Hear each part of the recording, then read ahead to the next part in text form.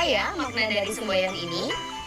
Bila diterjemahkan tiap kata, Bhinneka berarti beraneka ragam. Tunggal berarti satu, dan ika berarti itu. Sehingga secara harfiah, Bhinneka Tunggal Ika artinya beraneka ragam itu satu atau berbeda-beda tetapi satu juga. Semangat negara kesatuan untuk menyatukan wilayah Nusantara sebenarnya sudah ada sejak zaman Kerajaan Majapahit, yaitu ketika Mahapati Gajah Mada mengucapkan Sumpah Palapa. Lalu, dari mana semboyan Bhinneka Tunggal Ika muncul? Semboyan ini muncul jauh sebelum Indonesia merdeka, yaitu sekitar abad ke-14. Kutipan Bhinneka Tunggal Ika terdapat dalam Kakawin Sutasoma karangan Empu Tantular yang ditulis menggunakan bahasa Jawa kuno dengan aksara Bali. Assalamualaikum warahmatullahi wabarakatuh. Halo semuanya, sebelumnya perkenalkan nama saya Erna Triani dari kelas IPS 3B dengan NIM 2223270031. Baiklah, di sini saya ingin mengumpulkan tugas mata kuliah pengantar ilmu antropologi sebagai tugas akhir atau UAS. Di sini saya akan membahas tentang ruang lingkup Bhinneka Tunggal Ika dan implementasinya. Nah, tadi kalian pasti sudah melihat sedikit cuplikan arti dari Bhinneka Tunggal Ika dan implementasinya. Untuk selanjutnya, mari simak penjelasan berikut ini. Pengertian Bhinneka Tunggal Ika. Bhinneka Tunggal Ika adalah semboyan nasional Indonesia yang berasal dari bahasa Jawa kuno. Maknanya adalah berbeda-beda tetapi tetap satu, atau unity in diversity dalam bahasa Inggrisnya.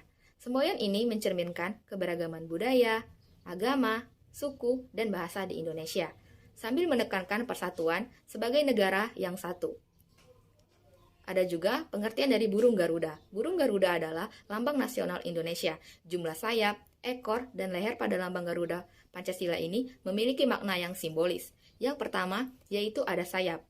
Garuda Pancasila memiliki dua sayap yang melambangkan kebebasan.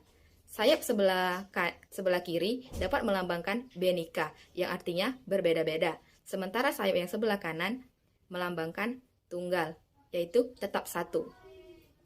Yang kedua ada ekor. Ekor Garuda Pancasila ini memiliki 17 helai bulu ekor yang melambangkan tanggal 17 Agustus 1945, yaitu Hari Kemerdekaan Indonesia. Dan yang ketiga ada leher. Leher Garuda Pancasila dihiasi oleh rantai bunga melati dengan 8 kuntum bunga. Kuntum bunga melati ini dapat melambangkan ke-8 asas sila dalam Pancasila sebagai dasar filsafat negara Indonesia. Semua elemen ini dirancang dengan cermat untuk dapat menciptakan lambang nasional yang syarat makna dan dapat mencerminkan prinsip-prinsip dasar negara Indonesia. Dan selanjutnya ada juga penjelasan tentang keragaman bangsa Indonesia yang tercermin dalam berbagai aspek, termasuk budaya, suku, agama, bahasa, dan geografi. Beberapa poin penting yang dapat menjelaskan keragaman bangsa Indonesia itu dapat meliputi yang pertama ada keragaman etnis dan suku. Indonesia memiliki lebih dari 300 suku, bangsa dengan budaya dan bahasa dan tradisi yang berbeda-beda. Contohnya ada Jawa, Sunda, Minangkabau, Batak, Dayak, dan Papua. Yang kedua ada keragaman bahasa.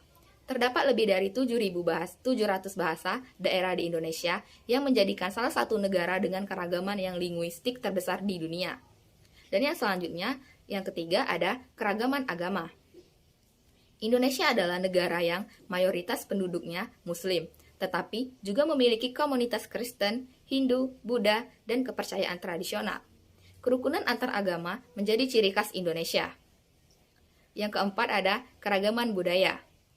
Tarian, seni, musik, dan tradisi upacara adat yang berbeda-beda di setiap daerah dapat menciptakan kekayaan budaya yang luar biasa. Nah, keragaman ini menjadi kekuatan Indonesia karena dapat menciptakan keharmonisan dan toleransi di antara masyarakatnya. Konsep Bhinneka Tunggal Ika ini atau berbeda-beda tetapi tetap satu dapat mencerminkan semangat persatuan dalam keberagaman. Dan yang selanjutnya ada juga penjelasan tentang implementasi bukti keharmonisan dalam keragaman dan penerapan Bhinneka Tunggal Ika yang dapat ditemukan dalam berbagai aspek kehidupan sehari-hari di Indonesia. Berikut beberapa contoh dan penerapannya. Yang pertama, yaitu ada festival dan acara budaya. Festival budaya di berbagai daerah dapat menyatukan orang dari latar belakang yang berbeda-beda. Contohnya, perayaan Cap Gomeh di Semarang yang melibatkan berbagai suku dan agama dalam satu perayaan. Dan yang kedua, ada juga perayaan kemerdekaan. Peringatan Hari Kemerdekaan Indonesia pada tanggal 17 Agustus dapat melibatkan partisipasi semua lapisan masyarakat dan dapat menunjukkan semangat kebersamaan dalam merayakan sejarah nasional. Dan yang selanjutnya, yang ketiga, ada keberagaman kuliner. Makanan dari berbagai daerah di Indonesia dapat menjadi bagian dari keberagaman kuliner yang disukai oleh masyarakat dari latar belakang yang etnis, yaitu yang berbeda-beda. Nah, semua contoh ini dapat menunjukkan bagaimana Bhinneka Tunggal Ika dapat diimplementasikan di dalam kehidupan sehari-hari, dapat menciptakan harmoni dan persatuan di tengah keberagaman yang kaya ini. Baiklah, mungkin itu saja penjelasan dari saya tentang Bhinneka Tunggal Ika dan implementasinya. Jika ada kesalahan saya mohon maaf. Saya akhiri. Wassalamualaikum warahmatullahi wabarakatuh.